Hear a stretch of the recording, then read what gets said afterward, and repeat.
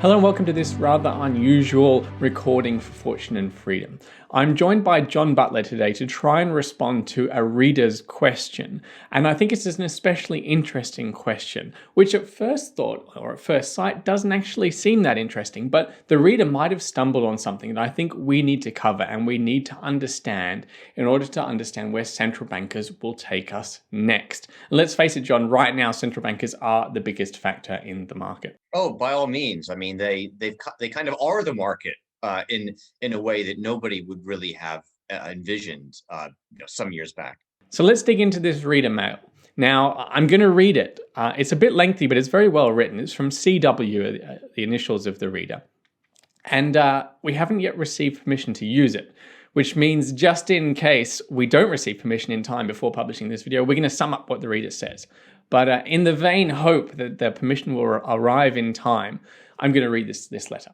I hope you don't mind me replying to this, and I accept I'm a complete novice. But don't the recent troubles in the bond market show that central banks can hold governments to ransom if they can dictate the interest rates for lending money? Basically, they seem to hold all the cards, because if the governments can't borrow money, they can't function. So, should the banking fraternity, which like everything else in the commodity world seems to be in very few hands, wanted to pull the rug from under governments by withholding the flow of money, say to promote the idea of world government because the nations are floundering, they could do it. You don't have to reply to this because I appreciate you can only give so much time to comments, but that's what is in my mind. Sense would say it's not in the interest of banks for nations to flounder, but it depends if they want money or power most. If the banking elite wants world government, it has strong levers in its hands, and that's what the indications are. Many thanks for the reply in case I'm learning. Now, when I first read this letter, I dashed off a sort of a quick response which explained where this reader got things wrong. And then I started to think about it, and the more I thought about it, the more plausible it seemed to me, and in fact, the more recent events have borne out that the reader might be onto something. First, before we get to that, John Butler, can you give me the sort of university exam response to what this reader has misunderstood as far as the academic theories would have it? Well, yes, the academic construct, modern academic construct around central banking, as it has been practiced in recent decades, really finds its origins in the Chicago School, and in particular Milton Friedman and John Hicks and some of these guys who basically. The point was this: is that they not only naturally saw central banks as being subordinate to the government, but they thought it ideal that nevertheless central banks be independent of the government.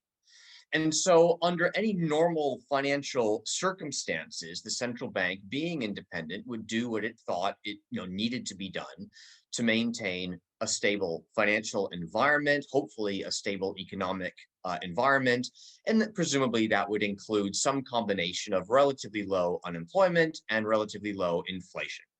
And these sort of concepts, targets, and mandates are shared in varying degrees by every major central bank today. However, it was also understood, and Milton Friedman himself was very clear about this, that if you do get into a situation in which, for whatever reason, the government and the central bank come into conflict, perhaps because some sort of financial crisis is underway, perhaps some other national crisis, perhaps a war situation, who knows what it might be, history demonstrates very clearly that the government wins those battles. That is, that the central bank is not going to be able to take on the government and win. However, one wonders whether that's still the case. I think more modern history suggests maybe it's not. Yeah, the challenge, the underlying challenge is that the law is very clear that what central bankers need to do. But if the politicians make the law and they start pressuring the central bank to do something else, then things can get a little bit messy. Let's focus on a prime example of what we're talking about, which played out about 10 years ago during the sovereign debt crisis in Europe. Because for all the theory that central bankers are subservient to governments, that's not what played out when Greece was negotiating with the Troika.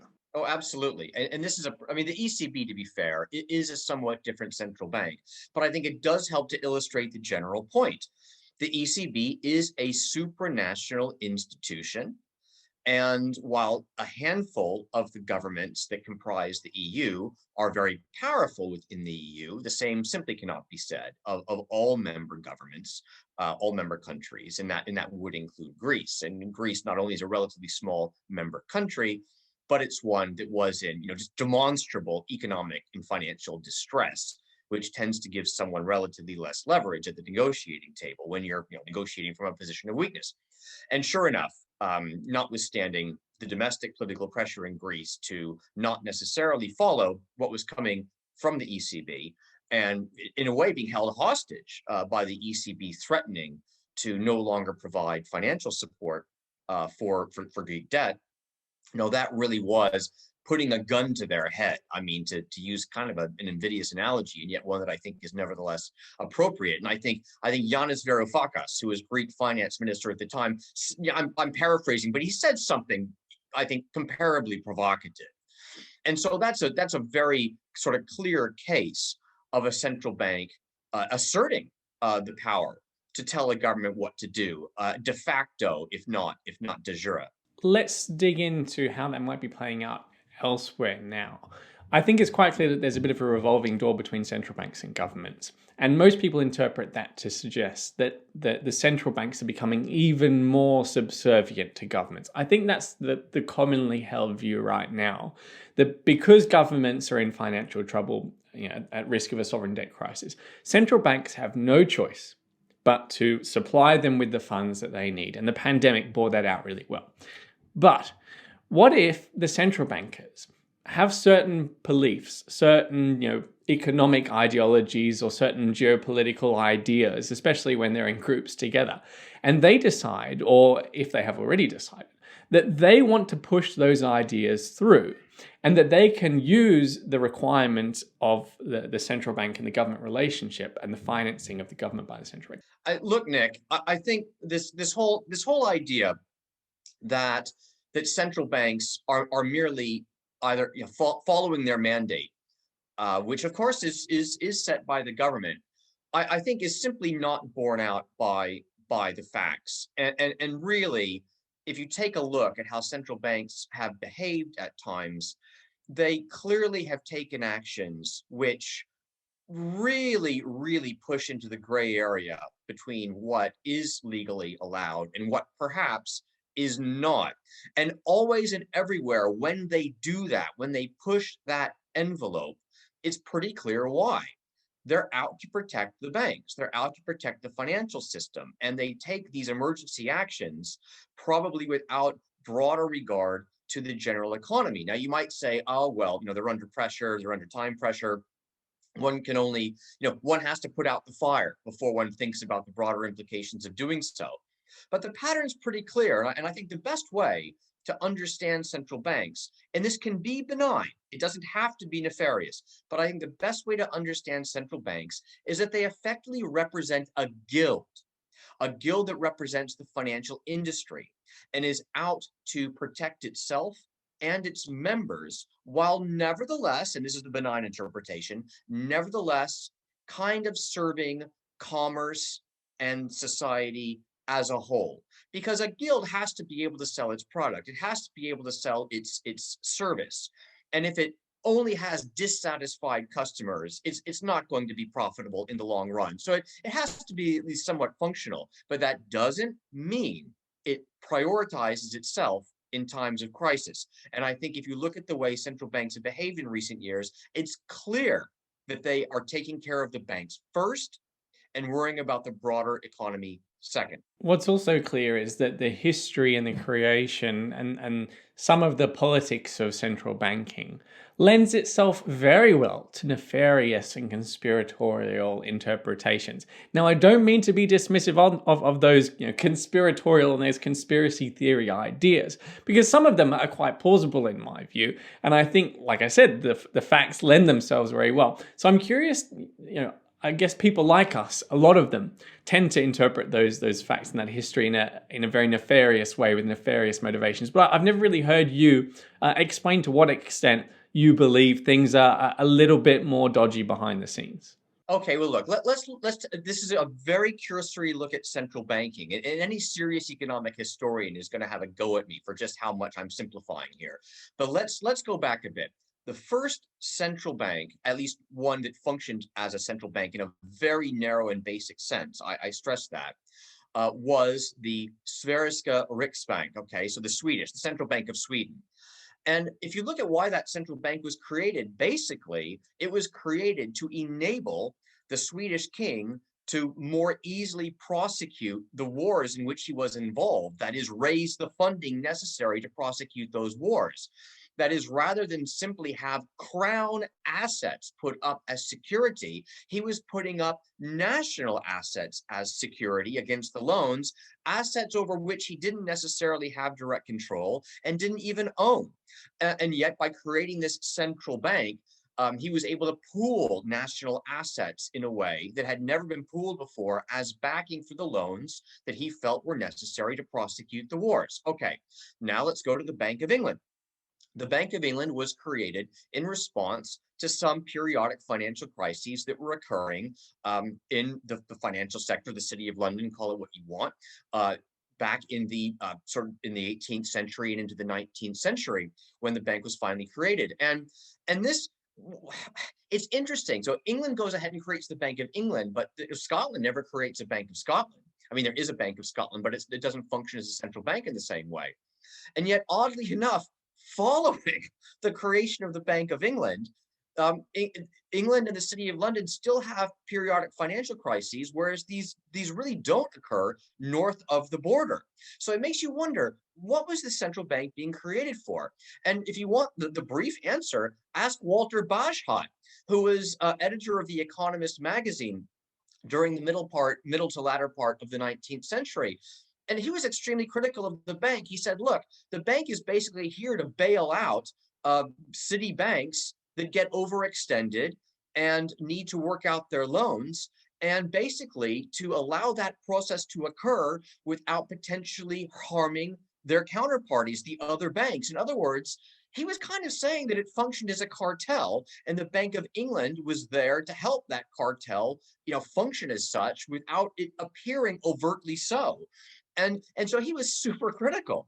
And then if you want to go to the Federal Reserve and the creation of the Fed in the US, the movement to create the Federal Reserve Bank really got going after the banking panic of 1907, which demonstrated to all the major New York banking families that one bank in particular, J.P. Morgan, had clearly become more powerful than the others.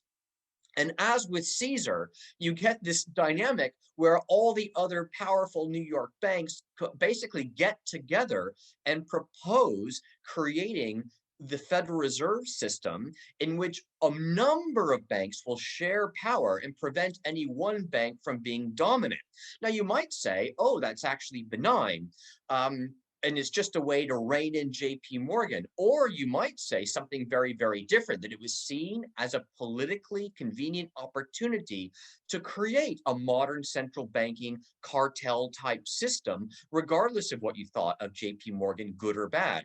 And the smoke that reveals perhaps the fire beneath is that all of the meetings, all of the negotiations, all of the drafting of the proposed original Federal Reserve Act take place not just in secret, but in absolute top level secrecy, to the point where the participants in those meetings actually planted stories in the press suggesting they were on holiday while those meetings were taking place. The level of deception, makes you consider the ways in which modern security services operate. So they certainly thought they were up to something that the general public might not welcome. Let's finish on the reader's email again.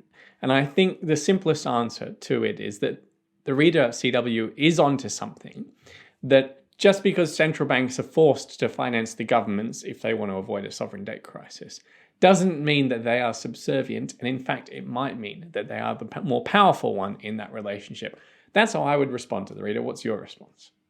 I think it is fair to say, based on events of recent years, that the de facto situation we've ended up in is that central banks, major central banks, ones whose currencies are generally accepted around the world and don't have to rely entirely on just a handful of small creditors to keep them afloat. These banks represent what you might call the financial deep state. That is, the powers that remain embedded beneath, unseen, in the background, and have far more power over the general course of events over long periods of time than the typical overt, visible political cycle would reveal. That is, left versus right, right versus left. There is this embedded financial deep state operating through the central bank that makes sure that no matter who is in power of the government, the financial sector gets treated the way it wants to be treated. And I think that is the best way to understand it today. And now everyone can go back to reading the political headlines, believing they know what's really going on. Thanks very much for joining us.